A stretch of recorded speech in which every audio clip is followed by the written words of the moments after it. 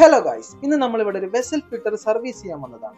ഇത് നമ്മുടെ കമ്പനി ചെയ്തൊരു വർക്കല്ല, മറ്റൊരു കമ്പനി ചെയ്ത ഫിൽറ്ററാണ്. അവർ കൃത്യമായ സർവീസ് നൽകാത്തത് കൊണ്ട് ഫിൽറ്ററിലെ ചളിയൊന്നും ക്ലിയർ ആവാതെ അത് ബ്ലോക്ക് ആയിട്ട് ടാപ്പിലൊന്നും വെള്ളം വരാത്ത അവസ്ഥയാണ്. ഇത് കണ്ടാൽ തന്നെ അറിയാം, ബാക്ക് വാഷ് ഒന്നും തീരെ ഫോഴ്സ് ഇല്ലാത്തത് കൊണ്ട് ചളിയൊന്നും കൃത്യമായിട്ട് പുറത്തു പോകുന്നില്ല.